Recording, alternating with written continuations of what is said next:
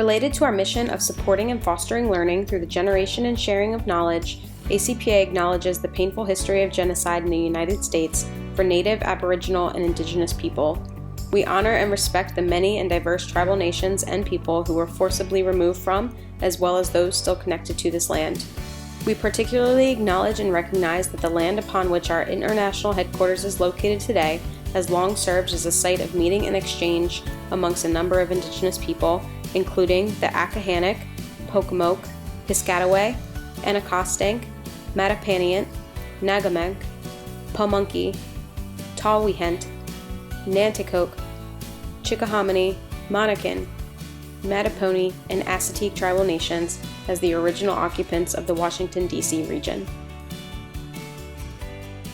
The ACPA Generativity Project is a current and long-term initiative with the purpose of documenting the voices and perspectives of higher education today, built upon the past and actively pointing toward our future.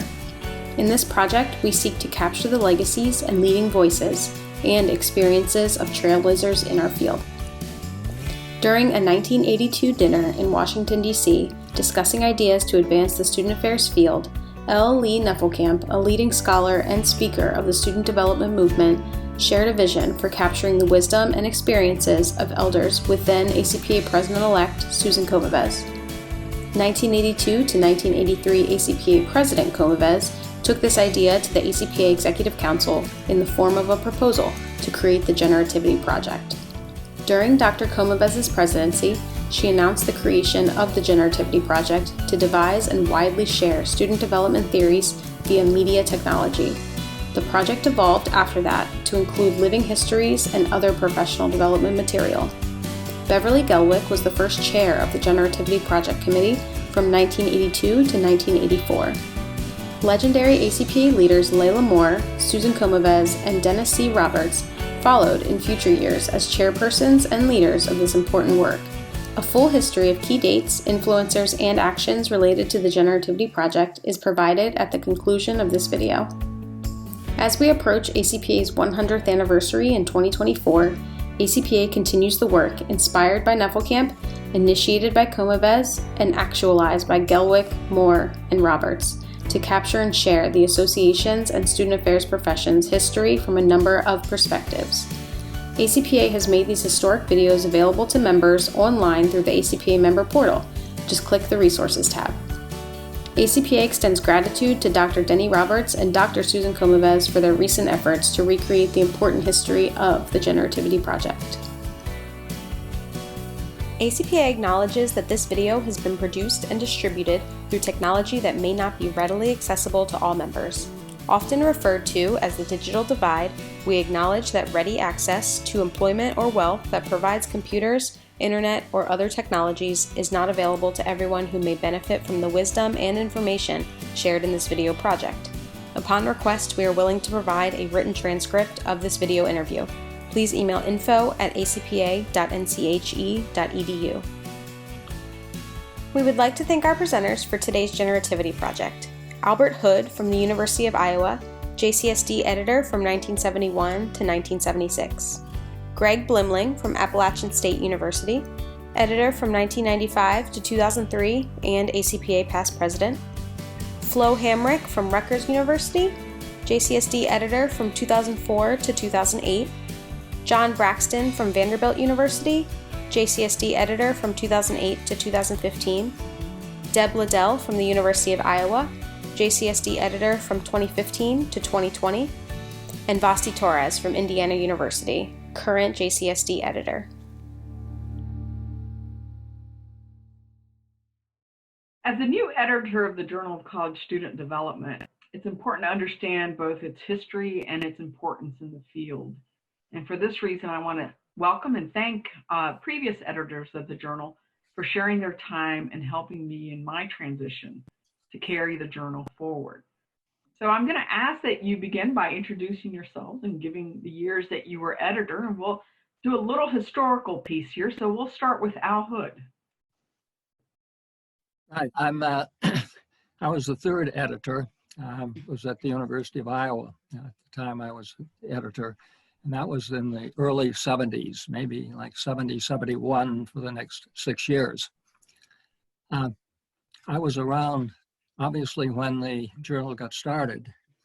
And I thought, among other things, you might be interested in hearing a few stories about some of the issues and problems and so forth as the journal got started. And then some of the problems and so forth that some of the early editors had as the journal got started. So when my time comes, why I'll start with telling stories. Okay, thank you. Okay, Greg. I was editor from 1995 through 2003. And at the time I was at Appalachian State University, and I had kind of a dual role there. I had an appointment on the faculty, but most of my time was spent as the Vice Chancellor for Student Affairs. Thank you. Flo. Hi, I was the editor of the Journal of College Student Development from 2004 and 2008. And at the time, I was an associate professor at Iowa State University. And then since that time, I'm currently a professor at Rutgers University in New Jersey. Okay. And John Braxton followed Flo, and then Deb. Okay, I was the ninth editor of JCSD, and I served from 2008 to 2017, and I had along with me three great associate editors. Vasti Torres was one of them, as a matter of fact, and she was in charge of the research and briefs and also the on-campus section. And Chris Wren was international scholarship, which was an area we added to the different associate editors. And then Susan Jones was the book review editor. So that those would be what took place during my my beginning as an editor of the journal. Okay. So my editorship began the summer of 2015, and it ended this past summer, which corresponded with my retirement from the University of Iowa, where I'd spent my entire postdoctoral career. That sounds like a good plan, Deb. I'm going to keep that one in mind. It was a great exit strategy for me. So, the first question I want to ask, and I'm going to start with Al, because he can actually tell us a little bit about the origins of the journal. But what was your motivation for wanting to be editor? And what did you see as a part of your career and contributing to the field? Well, I was chosen to be editor by the previous editor, and really probably the two previous editors. I don't know what the process is now, but in this case, it was the previous editor, Chuck. Well, probably it was Bob Callis who called and said, "Would you like to be the editor?" And I said, "Yeah, okay, I guess I would." And first, I had, but I sort of wondered why did they call me? Well, apparently, and I don't know this for sure, but when I was at Minnesota, I had some big research grants where I've got lots of data and so forth, and so I was analyzing them and sending them into the journal. So I suspect I was chosen editor because I had more articles in the first 12 years of the journal than anybody else. And so they said, "Okay, now you be editor." Let me see. Anyway, I said I would, provided that there was one problem, and that was that I had a year's research leave for Japan. And I was going to move the whole family over to Japan for a year, and I wasn't going to get back in time to put together the first couple of issues of the journal. And so I said, "Well, okay, Bob, if you're willing to continue on for a couple more issues after your term finishes up and essentially put out the first two of mine, why, then I'll take over and I'll take it." So that's what happened. So that's how I ended up. As I say, I don't know what the process is now, but this was strictly a a two-man process of choosing the editor.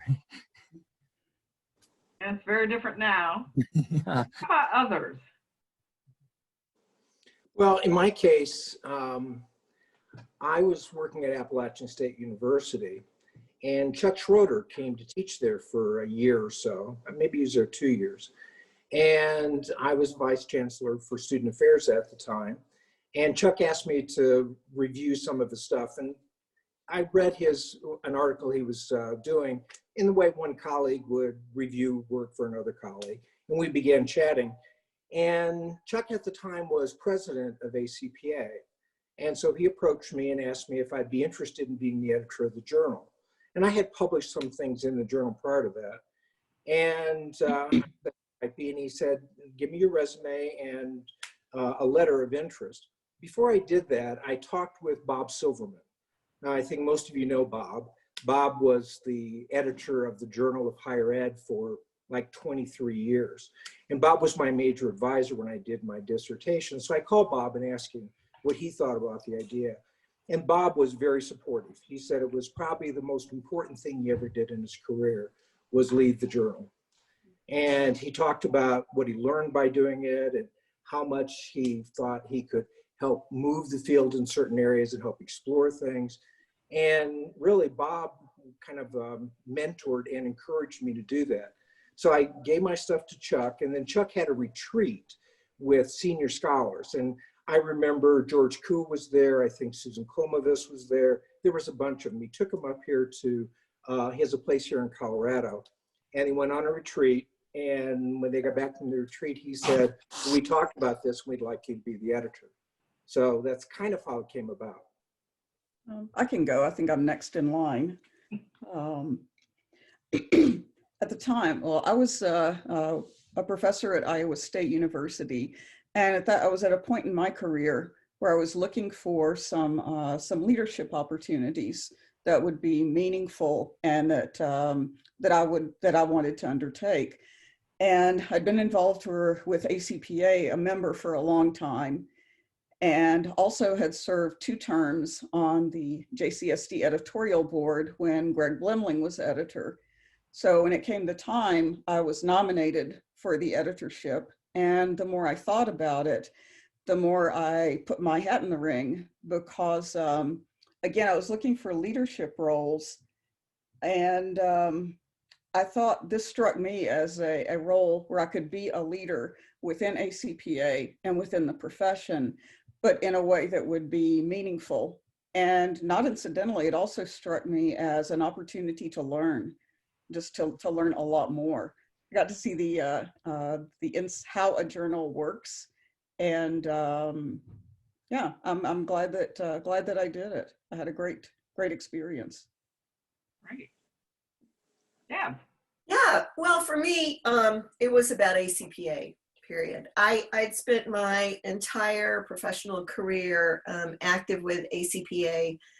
I got my first membership back when they had a spousal membership rate back in the early 80s. And it didn't last long, but I was married, still am, married to a counseling psychologist. And we loved talking about the journal when it would come in and the crossover between his field and our field, and just thinking about the rich collaborations between counseling psychology and the rise of student development literature. And that's so clear in Al's work with the Iowa inventories, and Ursula Delworth, also in Iowa, and Jim Hurst and Pat King and Karen Kitchener. It was really a very rich way to think about how the study of the individual crossed over into the evolution of student development work. So all of that to say, JCSD was the first place I was ever published. ACPA had long been an important part of my career and my connections and networks. I served as chair of the Professional Preparation Commission, which I know Flo also did, I believe. Is that right, Flo? Yeah. Yes. And then later was a director of research and scholarship. And so, you know, like Flo, I was thinking about, you know, what's next. I don't want to be an associate dean. I didn't want to be, although I later got pulled in to being a department head. But, you know, how can I believed in Chickering and Erickson, and I believed in this stage of generativity. And for me, my motivation was around giving back to the field, and I loved editing work, even more than creation. So I also saw how important the legacy of the scholarly legacy of ACPA really needed to be lifted up. It was shortly after the consolidation vote failure with NASPA, and I think the leadership group was looking, and the governing board was looking for a way to really lift up how ACPA was distinctive among peer associations, and looking at our scholarly legacy was a way to do that. So I didn't seek to be editor, but I had 5 different people come to me and ask me to apply, and I thought, well, okay, maybe they see something I don't see, but for me, it was just terrific work, and came at the right time in my career. I wanted to be of service to the field, and it was something I wanted to do as a part of my career. And I'd add to that is that journals are important channels of communication to a field. They contribute to the development of bodies of knowledge of a field as they certify what counts as knowledge through the peer review process. I wanted to be a part of that process. So those were the motivations. Because I think, you know, when people think about their career, what are things you want to do, you know, other than, you know, advancing in rank and, you know, getting published and things like that? What are other things you want to have as things that you did in your career? And one of them was to be an editor of a journal, and so JSCD and ACPA gave you the opportunity to do it. Wonderful. Well, I have to admit that in some ways, part of my motivation is the realization that I was learning more from my younger scholars than I was from myself. And I saw the ability to be the editor as a way to even learn more. I was like Flo. I actually enjoyed reading these articles and going, it's a different way to think about it. So it was really sort of motivating for me to kind of engage with the scholarship that some of the younger scholars were working on. So it was very much a part of my thinking about this. So, you know, in the next question, I kind of want to start the question with Al talking about how the journal began, since you were around, and then kind of move into what are the major issues in higher education at the time that you were journal editor. Okay, I was surprised to see that of the first 6 journal editors, I'm still around. So I'm the only one who does remember back when things got started. Of course, when ACPA was a part of APGA, and so all its members got APGA materials and so forth, but nothing specific for ACPA. So eventually, they decided to set up some type of a publication just for ACPA members, and so it went out. And they called it the Personnellogram. There we go. And so it started out really as a newsletter. And then as it went along, it started to occasional academic type materials, again, to go out to everybody, but a lot of emphasis on the convention and so forth. And so they finally, after discussion, it was decided to start a journal. The person mostly more behind this was Chuck Lewis. He was running the Personnellogram, and he was one who thought that it's time for a journal. and Bob Callis was also involved at the time. And so it was decided to set up the Journal of College Student Personnel.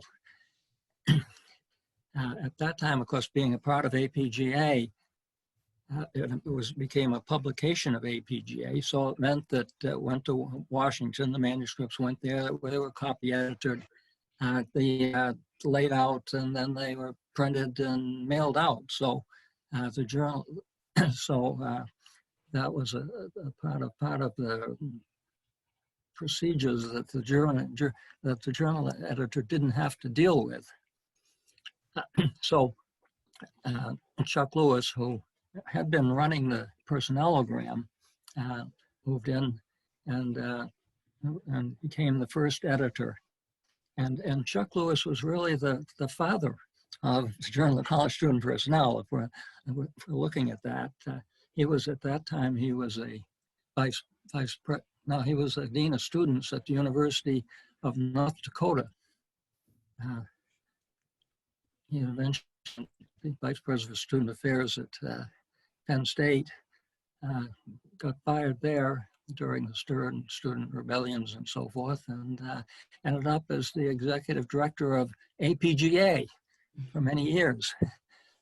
But anyway, so he started the journal. Well, it was going to be a quarterly journal, and with 32 pages. And his biggest problem was he didn't have any manuscripts to publish. And he was worried month to month, would he have enough material to fill up the 32 pages? So he was oftentimes urging people, send me your manuscripts, please. I need, I need material for the journal. He eventually finished his 6 years, and so Bob Callis then was the second editor. Bob, and during that time, all of a sudden, enough manuscripts came in so it was possible to reject an occasional one. And even eventually starting something of a backlog that happened under Bob Callis. One of the duties of the journal editor is to come up with a cover. And I remember Bob, the way he came up with a cover, he said, this is a new journal. I want a cover that looks old, established. It's been around for many years.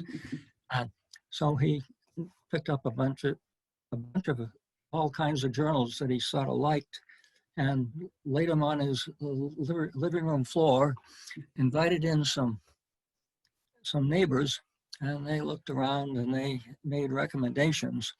And so he came up with this one that he hoped would look old, established, and so forth.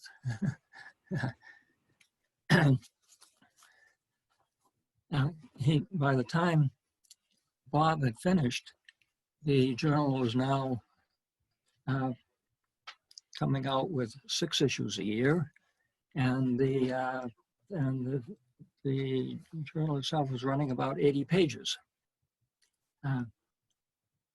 Bob was able to turn down about 1 out of 3 manuscripts, I think, that he received.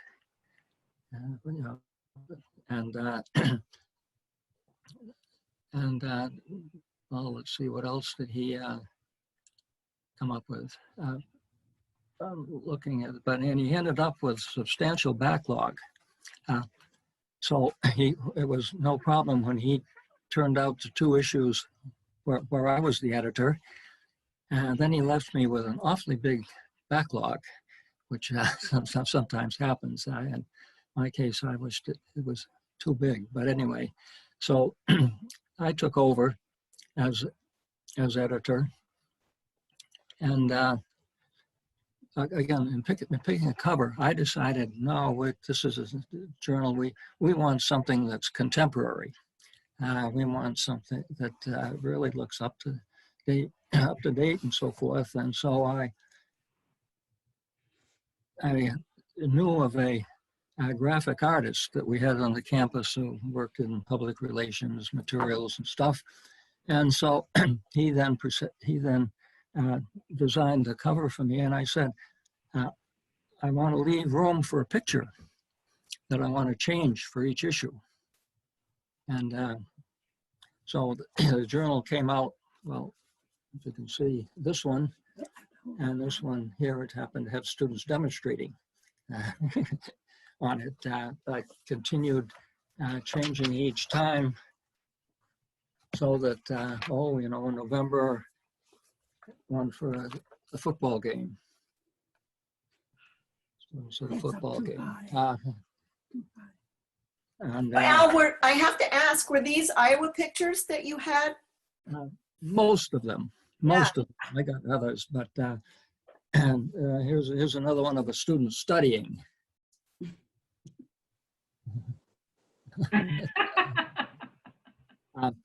So if you couldn't see that, I don't recommend that.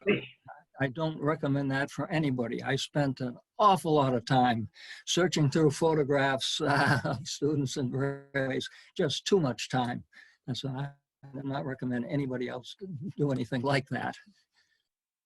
So Al, now I understand that you started the tradition that the cover changes when the editor changes. Is that what you started there? That's probably true, but I think it had to do with my not liking Bob's cover so well. Well, I think it's happened now with every editor change, that the cover has changed.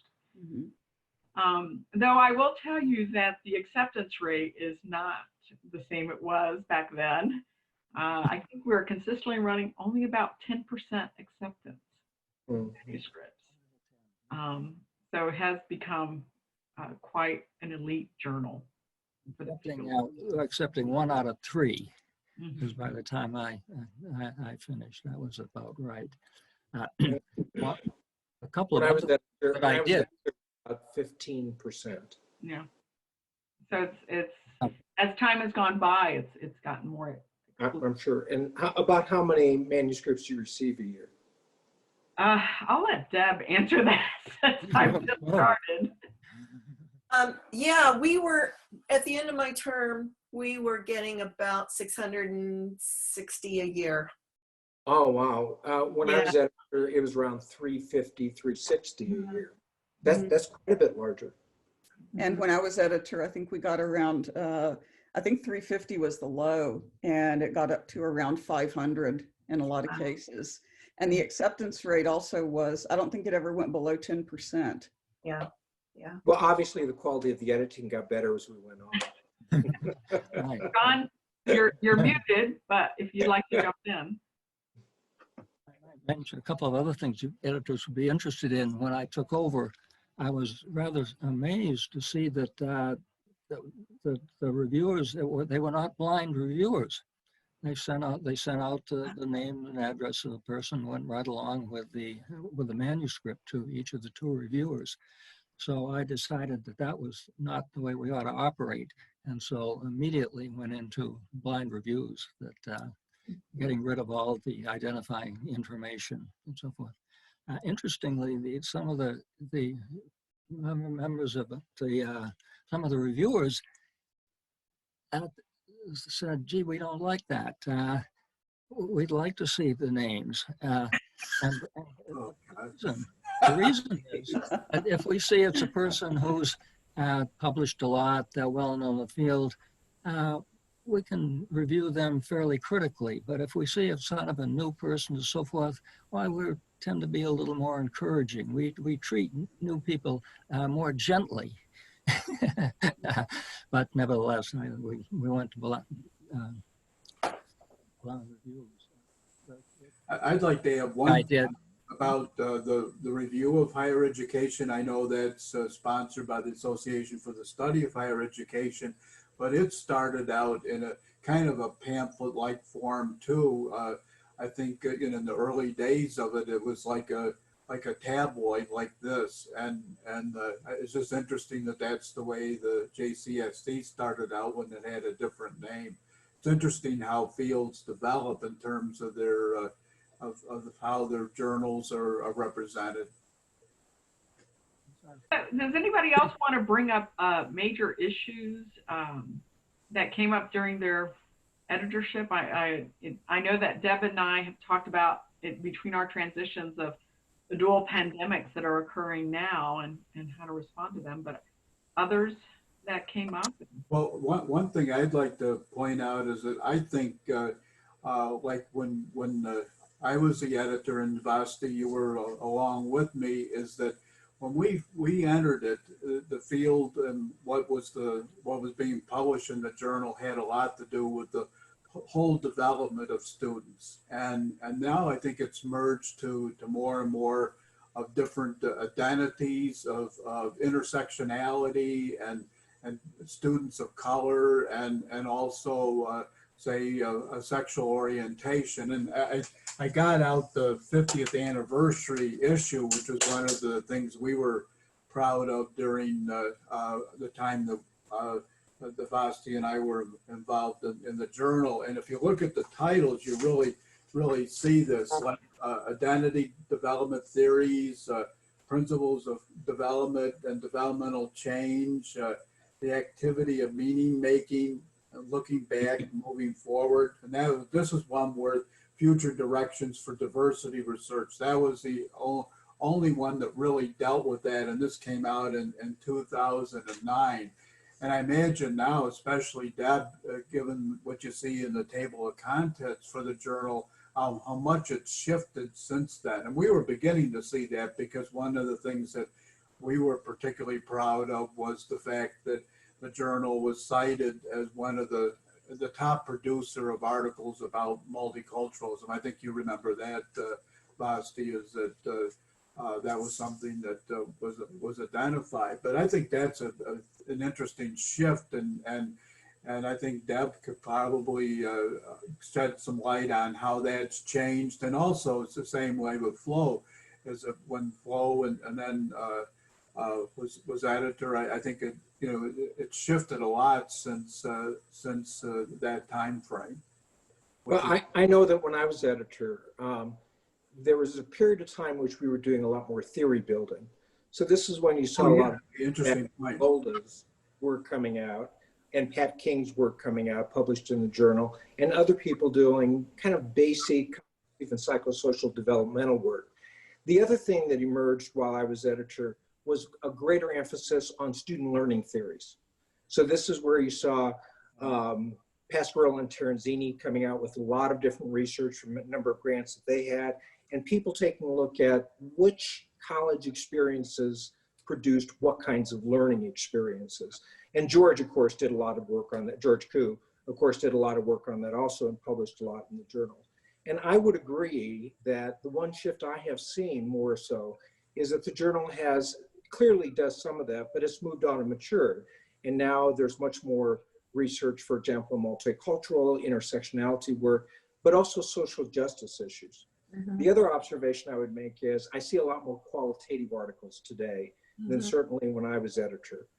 I don't know exactly what percentage it is, but I would say that maybe 90+% of the articles we published were quantitative.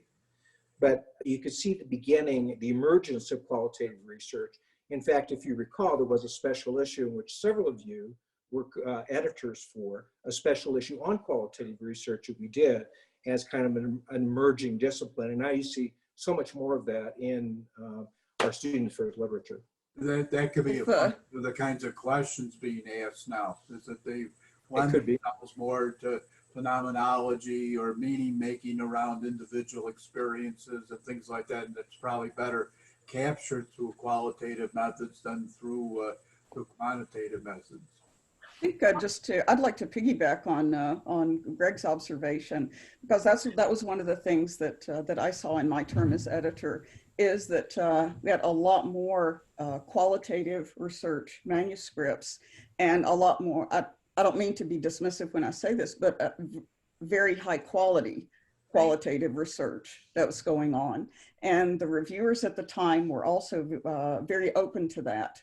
And so that was, it started during Greg's tenure, but then it definitely was present during my editorship. I think we had a lot of focus still, like Greg said, on student learning.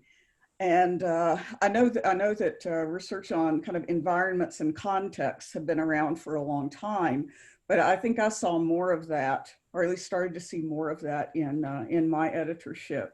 And so issues related to campus environments, but also context. So like some critical work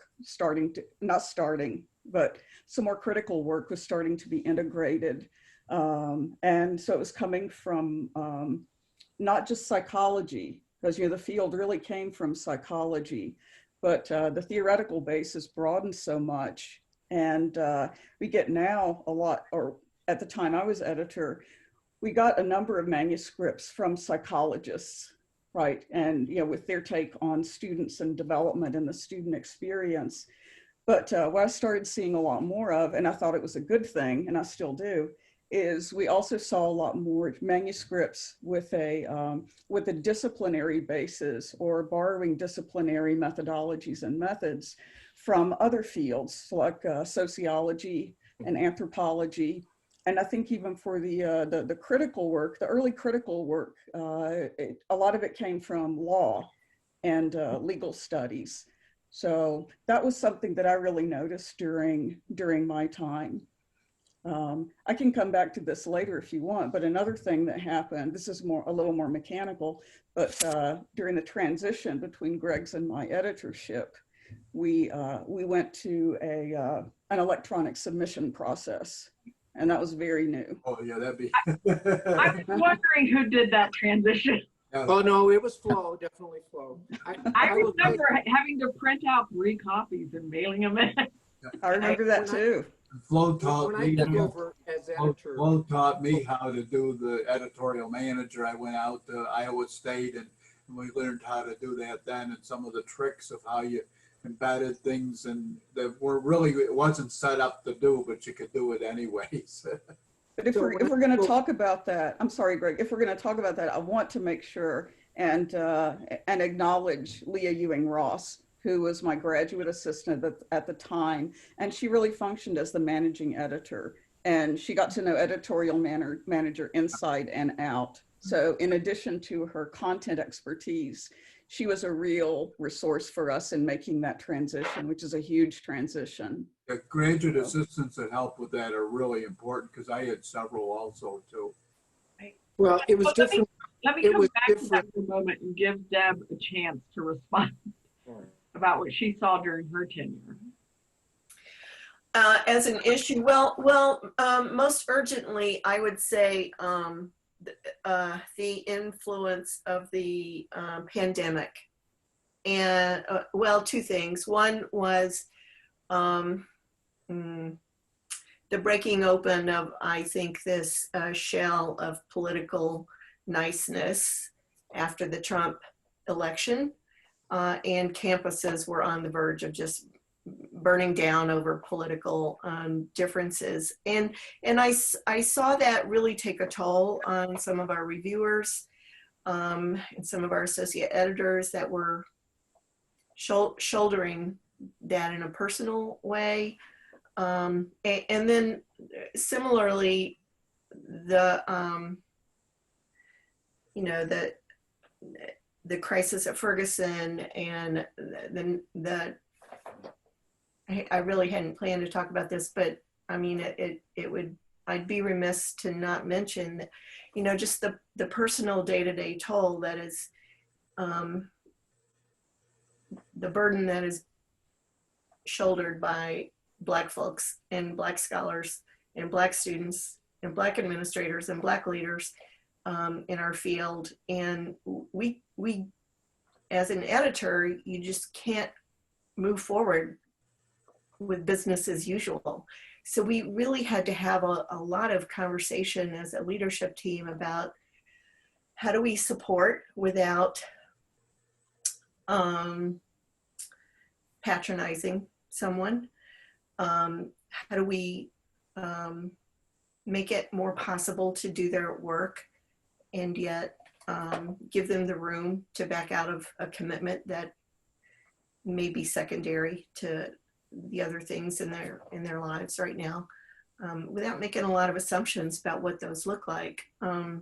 And similarly, I would say, thinking about the toll of the pandemic on our reviewers and our authors, and we really had to completely rethink things like deadlines. And, you know, the last thing our reviewers needed at the end of April was an auto reminder that your review was due 3 days ago. You know, they've got 3 kids at home, they're trying to get schooled, they're trying to get tenure, they're trying. So it was like, okay, everybody chill. The world is not going to stop for us if things are a little late or we run a little behind here. We need to lead with compassion and humanity here. So for me, those are all issues that, at least in my mind, I make meaning of in a very similar way, which is, how is our humanity on display in the work that we do?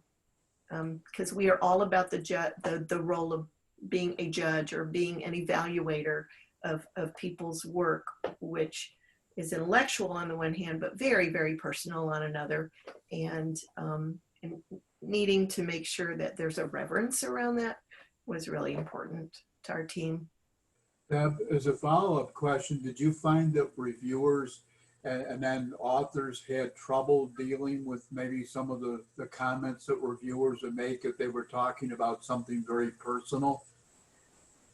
Well, I felt that was the role of the editor, the action editor, or my role as senior editor, to make sure that reviewers, and that was kind of an ethos and a goal that I had as an editor, John, was I wanted to make sure that reviews were constructive, compassionate, and instructive. And, you know, we would talk in our editorial board meetings about, you know, how do we bring an ethos of teaching to our review work? And there's a difference between saying this is abstract and vague, and here's another way to think about saying that. You know, people, because of the whole process is so anonymous, it's really easy to be cruel. It's not like giving a paper back to a student that you have a long relationship with. Well, plus people aren't trained to be reviewers either. It's something, right. You know, you had doctoral research training, and you right. were published in a field, so you have a sense of maybe a template of what good work looks like. But how do you go about conveying what that should be to someone who submitted a manuscript? Mm-hmm. Especially, you don't want to make them you don't like their studies, so they have to redo it, another one, which is really very foolhardy way to go about it, I think. Right. But anyway, that's interesting. I took a lot of my cues from Vasti, because, you know, Vasti had done a video that was online for training her RIB, her research and brief doctoral students. And so we did a little bit of teaching around the review process. We developed a matrix, a rubric that we encouraged our reviewers to work with. And I encouraged the action editors to provide regular feedback, you know, both what was working, and we used occasional exemplary reviews as a way to say, here's a way to think about your work. So, but one of the things that has really emerged in this conversation is how new research has kind of emerged with each editorship, and like sort of emerging aspects of it. And Flo, you were about to say something. Was it around sort of the new kinds of research? Yeah, it was because I think Deb talked about the contemporary kind of landscape, and I think in some ways that's been happening for a whole long time. A long time. I mean, like Vasti said, and maybe like the rest of you, part of what I like to do as editor, what I enjoyed was reading every manuscript that came in. I can't say I read them closely, but I read every one. And then decided who would be reviewers for the manuscript. And as time went on, I became more conscious of some of the reviewers' comments would come back with critiques about things like kind of imposing still, kind of statistical indicators of quality onto research that was qualitative in nature or coming from another kind of discipline. One of the things I have the utmost respect and always will for the editorial board members because they carry such a load of making the journal possible. And at the same time, some of the things I would see is when I would send some manuscripts to editors, sometimes because you want to send it to someone who's an expert in that field. And then sometimes the reviews would come back and it would be, I think for all the right reasons, but the reviewer would say, well, they really need to incorporate my work, or they really need to incorporate something, that came before this. And in some cases it seemed appropriate. But in some of the cases, part of my reaction would be, I'm not sure that's what they're trying to do here. And then I'd hear back from the author and they would say, so they would write some version of, that's not what we're trying to do here. And I always tried to take that into consideration because, scholarship does evolve and it does change. And I wanted JCSD to stay on the leading edge of that. Great point. I'm interested in how you select editorial board members. The reason I say this is what I was on the ACPA council, and I saw how they were selecting them, which was, we need 4 who would be a good replacement? Well, there's somebody on my campus who might be good, and yeah, there's somebody, and so forth. And I said, that's not the way it's going to happen with me. So I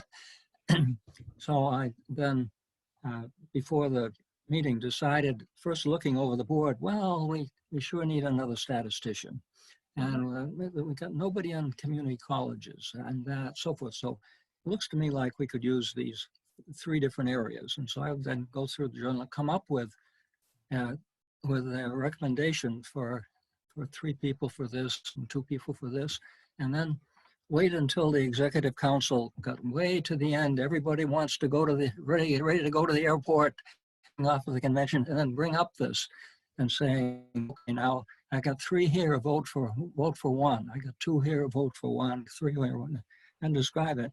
And they did it. And so that then, for the rest of the time, became the standard procedure. We didn't get this group. It was that. So I felt if I'm doing the nominating, why, they can choose. And so that's how it started then. I wonder how it happens now. Well, actually, the call for nominations for the editorial board just went out, Al. So people can nominate themselves or nominate others from all over the field. I mean, that is one of the major changes that electronic communication has allowed us to do. So I'm not sure when it switched over. Well, I know we did it that way starting in 2008 when you were with me, Vasti, along with Susan and Chris. And I think, Flo, you might have even started it as an open call, but I remember there was one meeting you passed out forms. It might have even, Ash would have those sessions where they have you meet with different journal editors, and I think you may have passed out forms, would you like to be on the editorial board? And so we started an annual call, and the 3 associate editors and I would take the people that applied, and we would pick so many out of that. And we also increased the size of the editorial board because of the shifts in what was going on at the time. We needed more people with certain kinds of methodologies as well as expertise. And then also what we would do is balance it by also having, I would say, well, we were getting a predominance of kind of up and coming people in the field, but not senior people that would really be good editorial board. And that's how you look at the quality of a journal too, by who's on the editorial board, because it's a form of colleague recognition to be on an editorial board, because you're being recognized for the work you've done, and that's what we did by selecting people. But what I would do is I would submit some suggestions and say, these are people that I'd like to have on, and I would maybe make a deal with them and say, well, I'll only give you 5 submissions a year, where most of them were always rewarded. Every time they finished one, they get another review that they had to deal with. So we were constantly dealing with that. But that's how we did it, and be interesting to see how Greg and Flo also did it, because I'm sure Deb and Vasti, Deb, you continue the same process. I think that we had started. It'd be interesting to see what Flo and Greg have to say. Greg, I'm sure that I inherited the process of an open call for reviewers from you. Mm-hmm. And I think then the editor, along with like a subset of the editorial board, would make decisions that were then presented to the appropriate person in ACPA governance. But I'm really sure that I inherited that from you. It was. We had an open call, but we also had a nominating process. Right. So at the time, like Mary Lou McEwen and John Chu were both associate editors on the journal when I was there, and they always had a number of people they saw as kind of emerging people in the field, or other people that were senior that they knew they could count on. And we also looked for people that had repeated articles of interest. We generally went to people that were more at the associate professor level or more senior. We tended to shy away from assistant professor level folks, though there were some that later were brought in. And our review board worked really hard. Our review board, I think, as you pointed out, it grew larger over the years. And I think that was a good thing because, as you know, I think almost all of you served on the review, on the editorial board at one time or another.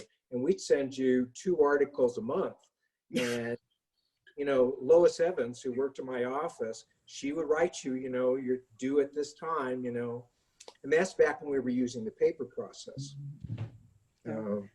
I misspoke. Clearly we had nominations as well that then been followed up with. We had nominations too, sure. As well as the open call. So Al, just to let you know, the editorial board currently is in the high 50s. And I would not be surprised if I take it to 60. Yeah. Just because of I think I had a dozen, maybe 14. That's really this is interesting, the history of the journal.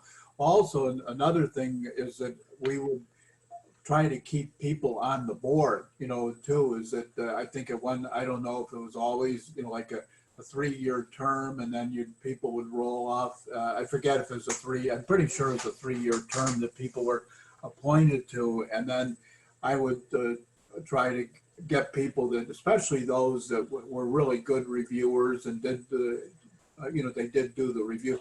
And there was one person who wanted to be on the board, and I wanted a person that was rolling off, who was a real good editorial board member, and this person came on, and then they refused to review during the summer because they wanted their summers off. And so I didn't invite them to be on another for that reason, because it's you have to do it, yet it's very much a voluntary thing. And I remember when we'd have editorial board meetings at the ACPA meetings, and then we'd have a lunch usually that the ACPA would sponsor, and we'd have breakfasts during the ASH meeting. So we would do both of those. And one of the board members wanted to know if they could get paid. And so I thought that was really an interesting thing. That would bankrupt an association if they had to pay people. Although I've noticed in international journals lately, because I've been doing some stuff with a former student of mine who's in Botswana, that they're charging people, and good journals, $600 as a publication fee, and I know some of the medical journals do that also, but I would hate to see, ACPA get in that direction, to defray the cost of things to charge for things to be published. Mm-hmm, mm-hmm. Well, still going through peer review, but.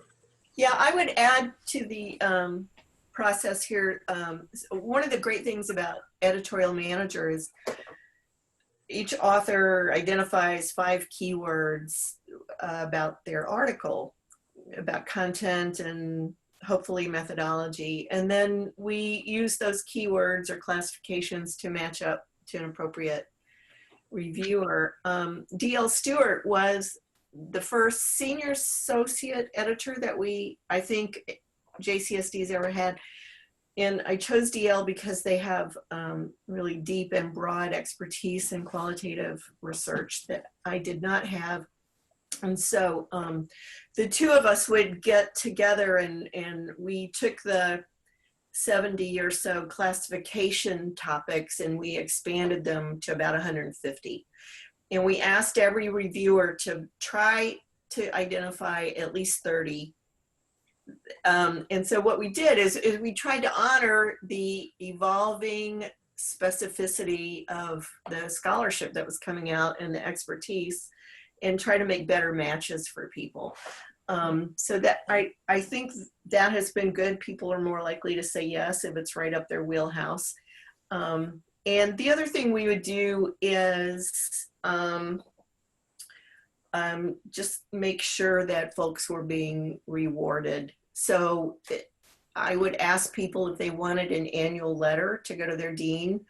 And in that letter, I would describe how many articles they've done and speak to the contributions that they've made to the journal and tell the dean a little bit about the stature of the journal. So it was, there are not a lot of things you can do besides give them a mug, but we we tried to reward the volunteers that were working with us. So Deb, you mentioned something sort of that sparks the question about what is the future of academic journals.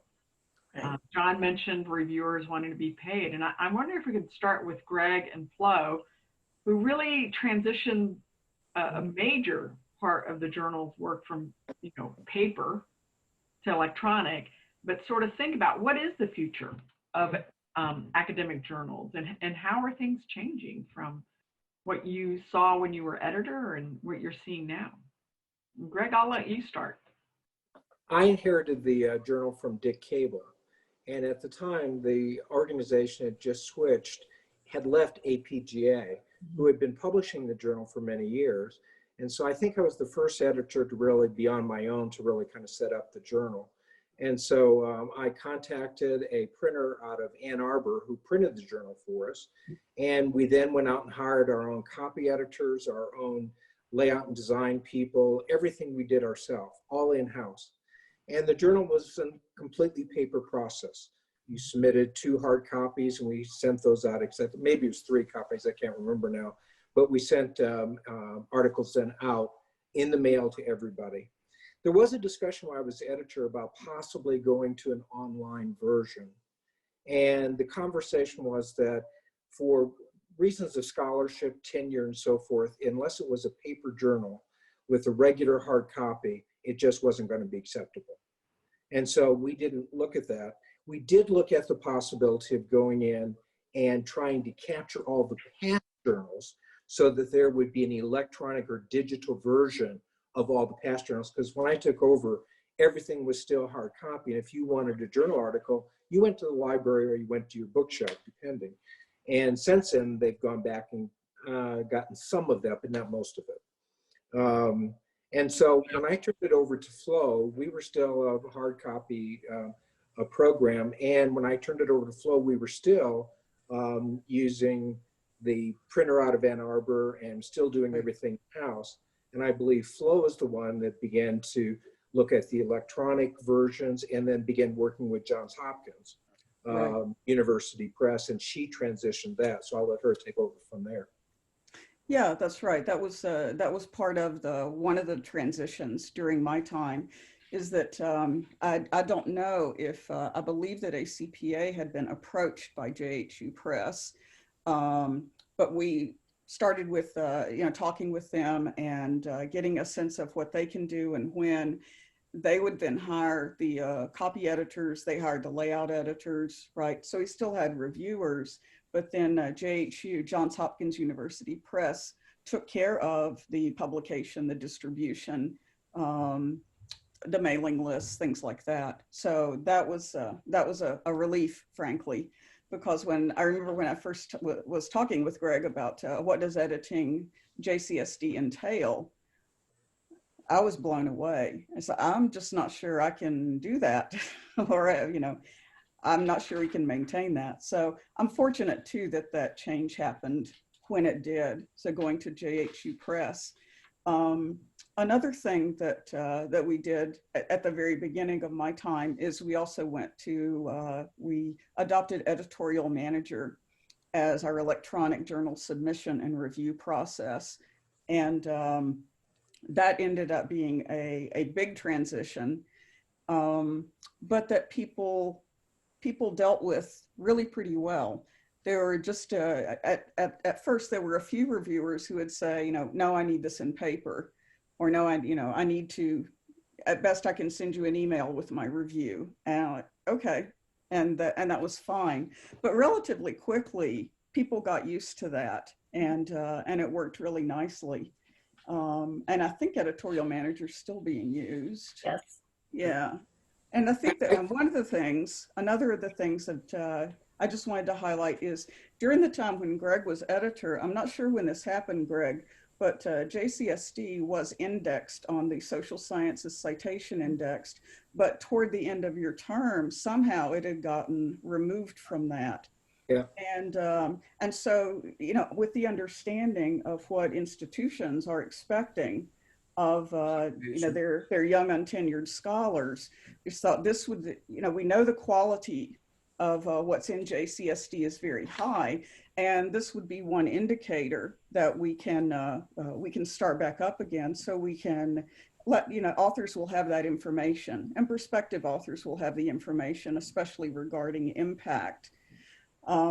So I approached them about doing that, and it was, on the one hand, it was a little bit of a risk that, well, if we ask them to index us, what if our impact is way low?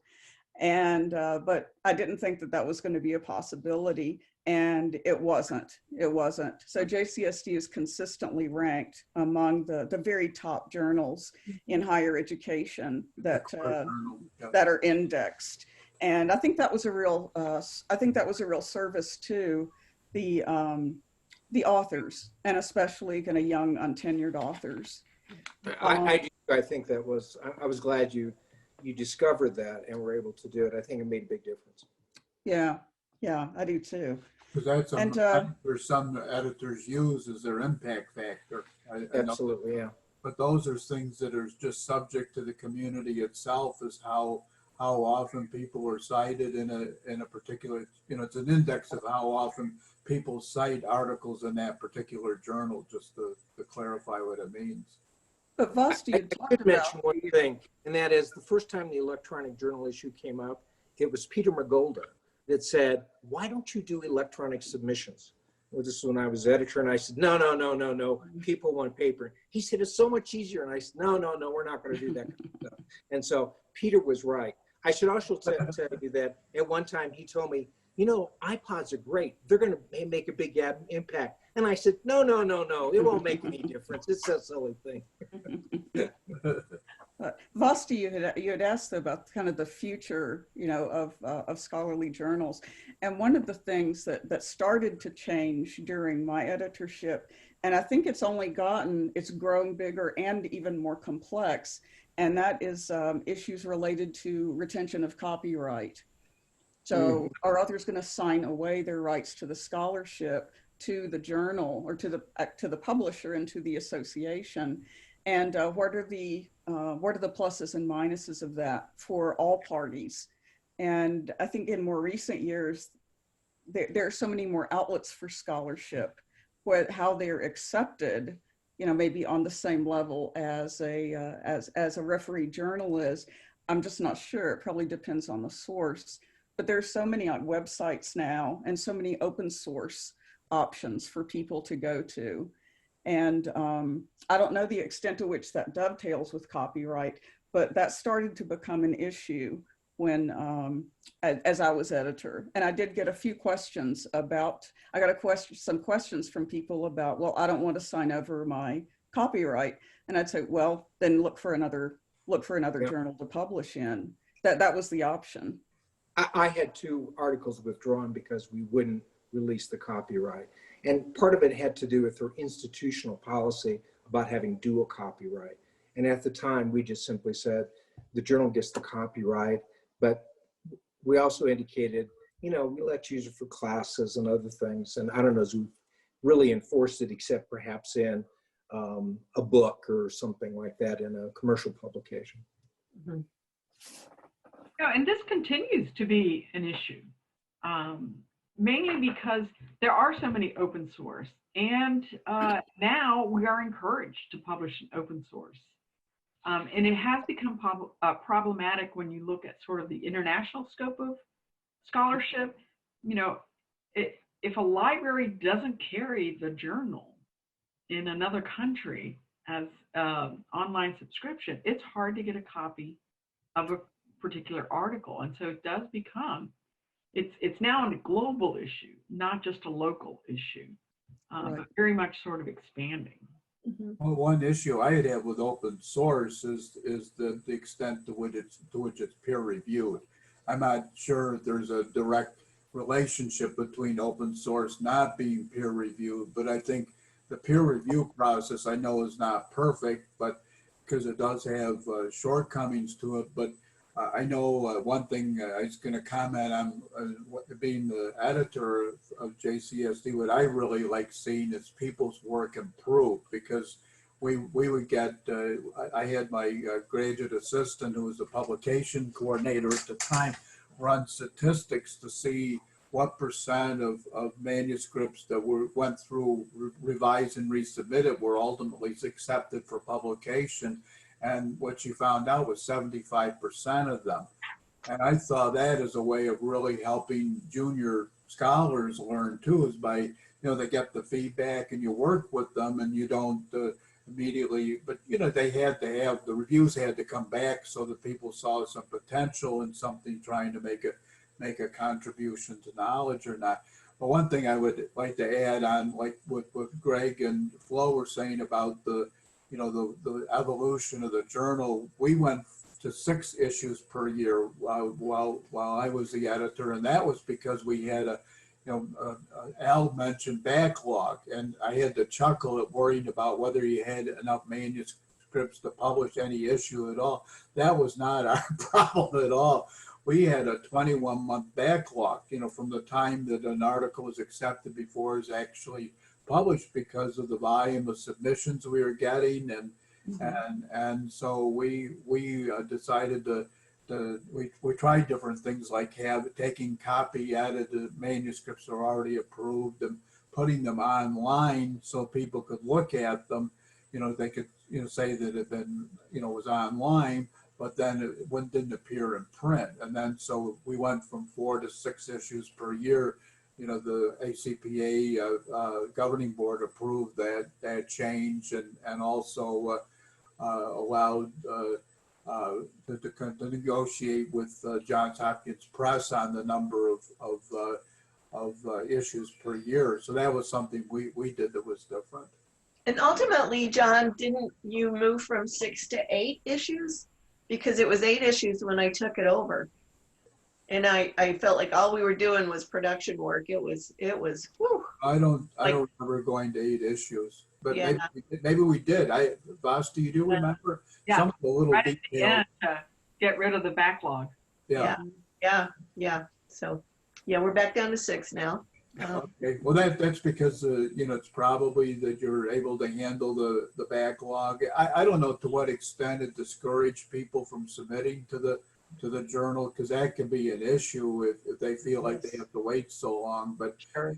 you know, like, are you wanting us to, of us to weigh in on the future right now, Vasti? Sure. Yeah, one thing I'm really concerned about, and this is kind of my observations, is from the broader field of higher education, is that I see, like, and I think JCSD is part of it because it's one of the core journals. Is that was a study that was actually in the Journal of Higher Ed that Claire Major and Nathaniel Brave published, and from what I understand, they redid it too. That hasn't come out yet, but JCSD was ranked among the core journals, along with the Journal of Higher Education, Review of Higher Education, and then Research in Higher Education. Is, from my experience in talking with editors with those journals, is that they're just inundated to the point where, you know, to get in some of those journals, and even in R&R, you have to be hitting certain points right off the bat. There's no room for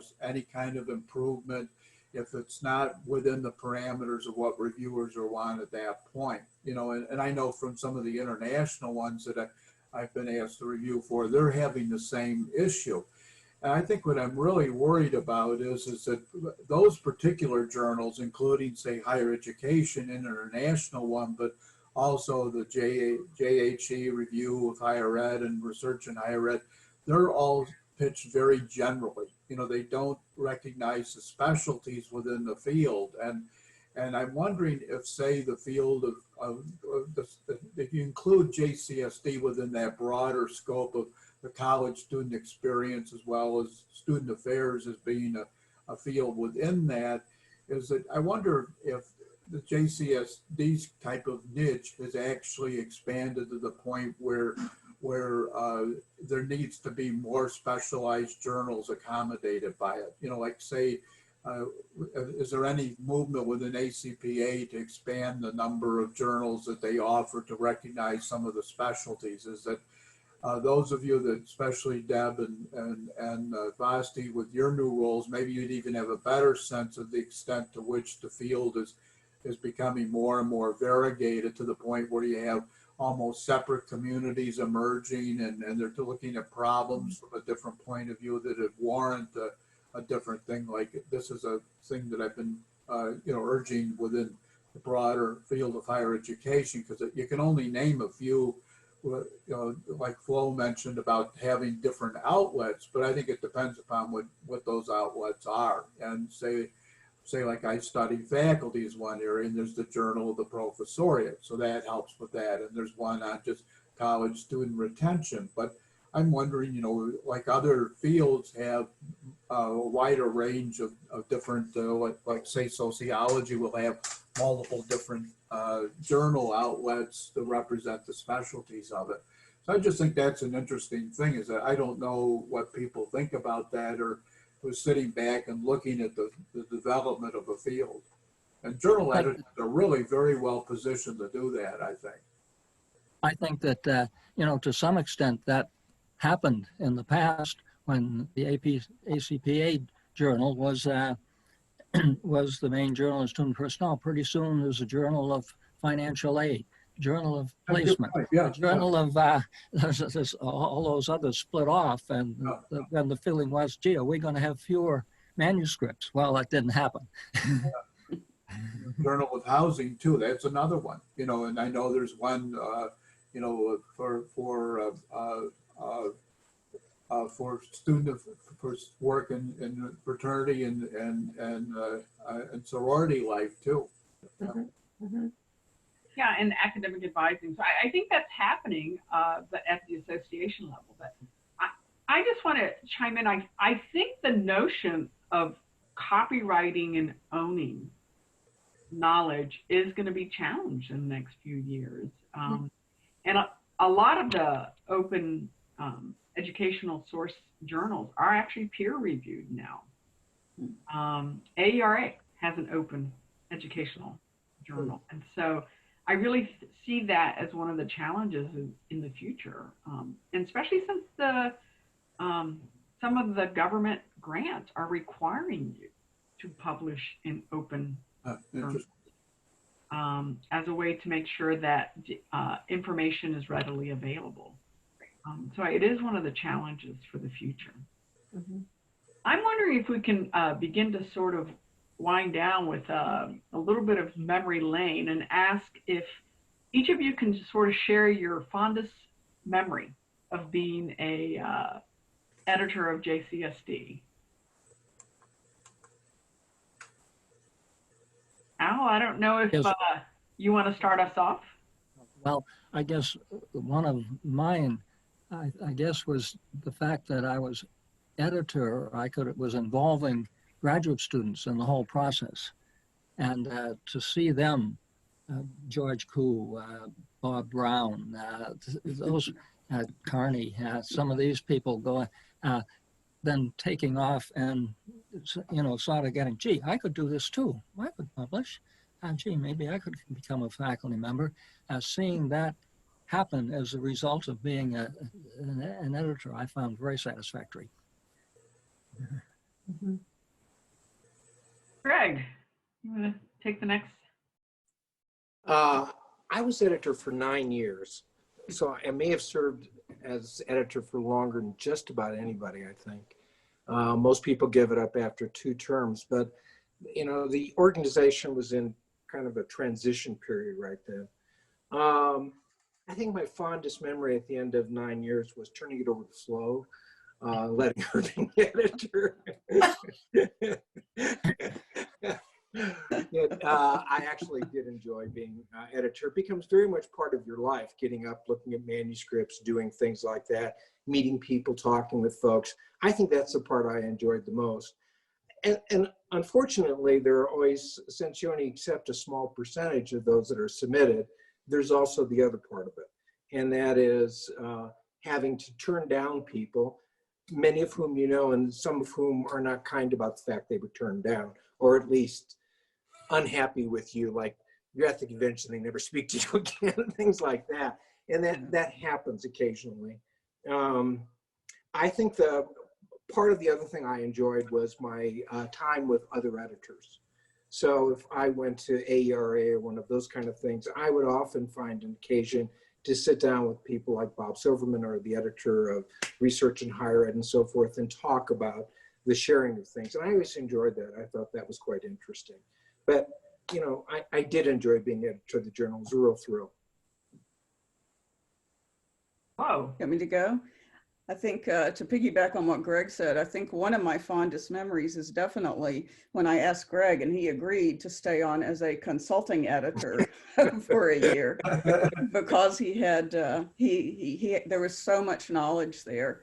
And with all the changes, at least the technical changes that happened early on in my editorship, I think we really, really benefited from Greg's counsel as well, or I know I did.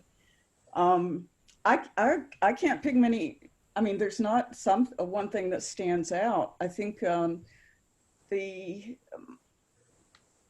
of my fondest memory, I guess every time the journal would come out in print, I would look at it and let me say, yeah, this is good. This is good.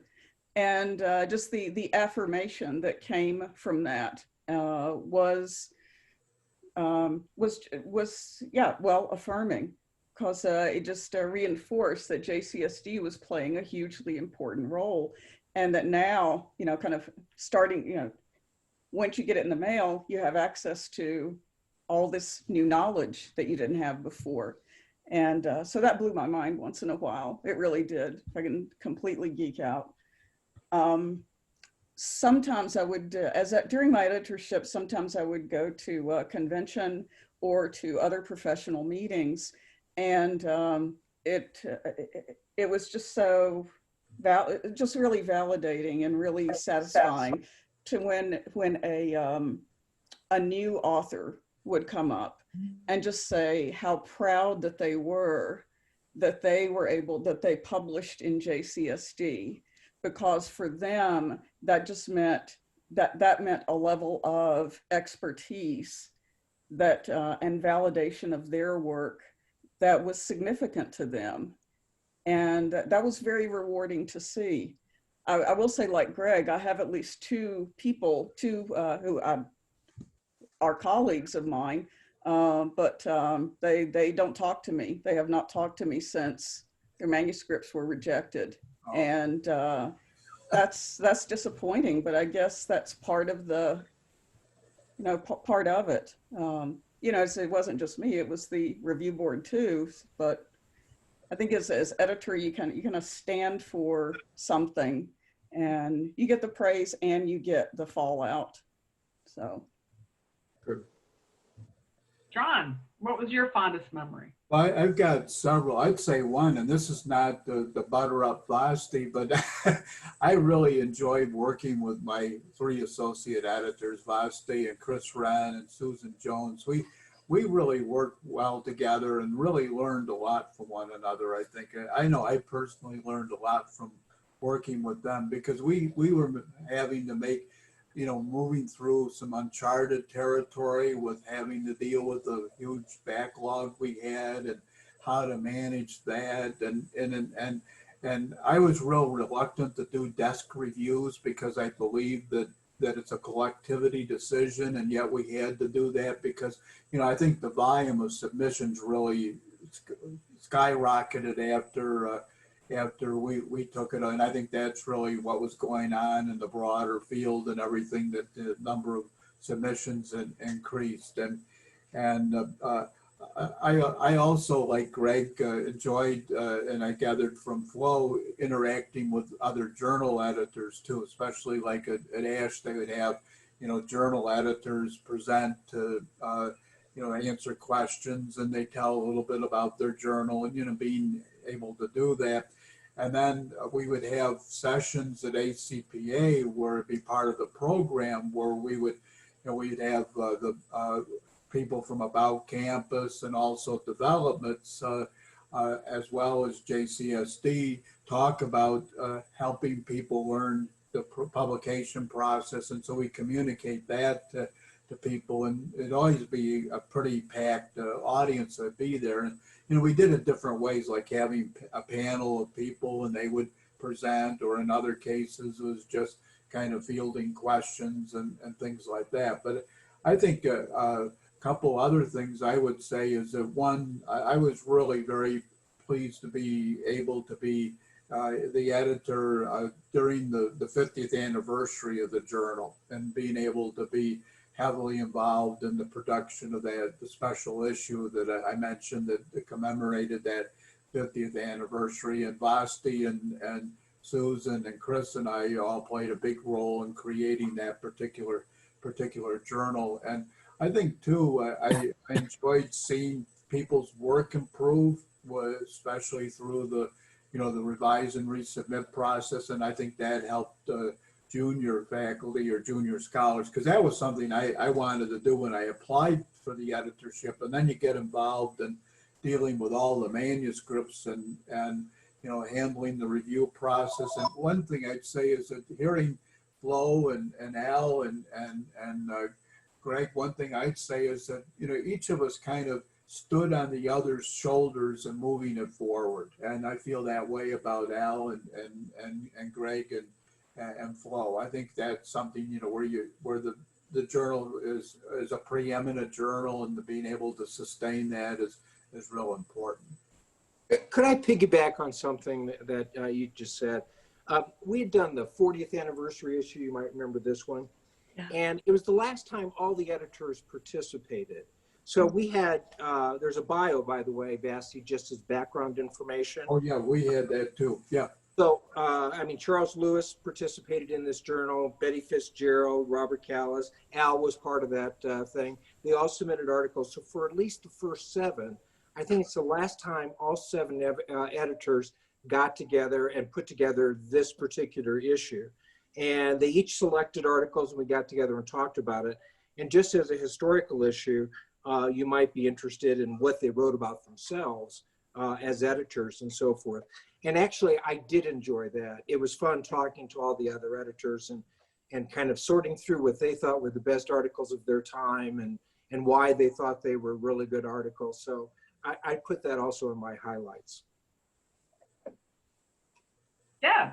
Yeah. So, you know, what I was afraid of that question. What were your goals for the journal? Because really, my primary goal was just not to screw it up and try to honor the great work that previous editors had done and build That's on the best answer yet, actually. because you know it's out there for everybody to see. But really it was great fun to build a leadership team, and I'm a little bit of a control freak, which you know is great if you're an editor, except it's really not, because you need to build a team that you can trust and rely on. And I consulted with Susan Jones and Vasti and Chris Friend when I was building my team, and did a national call for applications and nominations. And I remember one of you all saying, you need to choose someone that you have complete faith in, because they're going to be making decisions based on their expertise, which you don't have necessarily. And so it's really an exercise in collaboration and trust. And that was really important for me to hear, because I did end up choosing some folks on my leadership team that I hadn't known very well. And I think we did really good work. Another memory, I guess, would be the 60th anniversary, not just the issue itself, but the celebration we were able to have when we came together at convention. And we used that opportunity to honor Mark Suggs, whose work as copy editor and layout director goes way back to, I'm looking at you, Greg. Yeah, that's right. I remember. You hired him when you were at App State, right? And yeah, that's right, we hired him. Yeah, and Mark's still in Boone and still working for the Journal. And so we've had lots of iterations like, okay, you remember the time he wrote and said, what are we going to do about they, them? And I said, what do you mean? And he said, well, we've got this article. And I said, let's roll with it. It's they, them. And then, you know, a few months later, it was word of the year. So it's like, okay, we can roll with this, Mark. It doesn't always have to be about APA.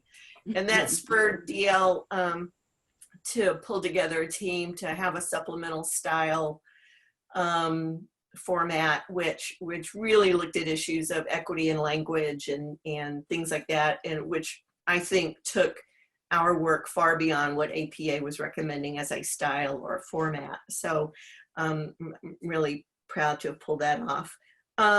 Another, well, a very discrete memory is when, you know, you always hate getting that email that you know is going to be from somebody whose paper wasn't accepted.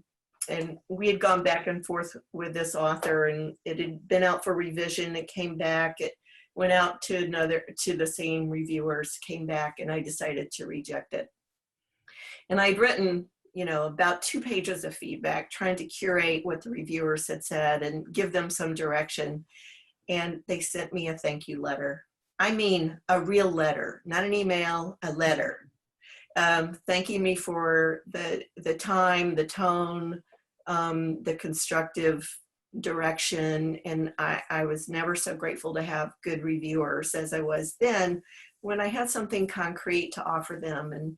And they sent me another email later saying it had been accepted at a journal I had recommended. So that was a feel-good moment that I shared anonymously with the reviewers. And then finally, it's not a memory yet, but I'm looking forward to the memory of having put together our very final issue for the 61st volume. And that will be a special issue on racial justice and decolonization in higher ed and student affairs. We had a national call for applications and proposals, and we chose D.L. Stewart and Stephanie Waterman to be guest editors. There was nothing compromised about the process of masked reviews. And so I think it's gonna be packed. It's gonna be 10 articles, we're in the process of copy editing right now, and it'll be out in hopefully between November and December.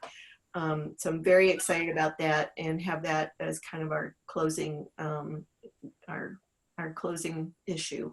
So so yeah, it's been great fun, and I tell young reviewers, especially folks who are early in their career, nothing will make you a better writer or a better researcher than reading the work of other people, and situating your own work in that voice, and so it's just been very rewarding work, and I know the journal's in great hands. Vasti.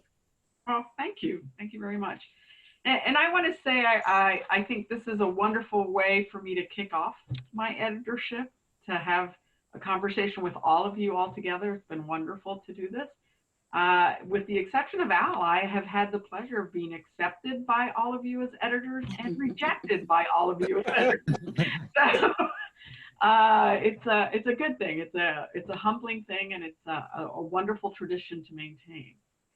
As a way to kind of wrap us up, I want to point out 3 things that have really been sustained throughout the years with JCSD that are important to think about. And this is actually sounds like it was started with Al in terms of like being compassionate with the young scholars, about helping them with their work, and to really make an effort to work with young scholars and make it better.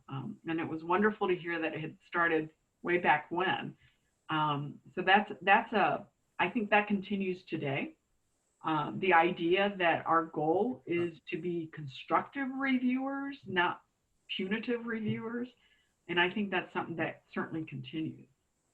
The second thing that really struck me during our conversation is, while we all say that higher education is a microcosm of society, I think in all of our conversations, we've talked about how the journal has reflected the kinds of emerging research that very much reflects society's changing and emerging sort of almost conflicts within society, and how that has influenced scholarship in the field, and how the journal's really kind of taken some lead in those areas, and it's wonderful to see. And the final thing is, all of you in one way or another mentioned the responsibility that comes with deciding what is the evolution of knowledge. And that it's a big responsibility. And I think all of us have felt it, and all of us appreciated that it was one that had to be done with care and with openness. And so I really heard that from all of you and talking about that. So thank you very much for doing this. I am like Deb. I'm just trying not to mess it up. You won't. Thank you, Al. So it's exciting, and it's wonderful to hear, Al talk about graduate students like George Koo, people who have retired. So the longevity of the journal certainly bears some pointing out that how important it's been to the field, and how important it continues to be. So thank you very much, everyone. And with that, we'll wrap it up. Thank you. JCSD is in extraordinarily capable hands. Well, thank you. I agree. Oh. I agree.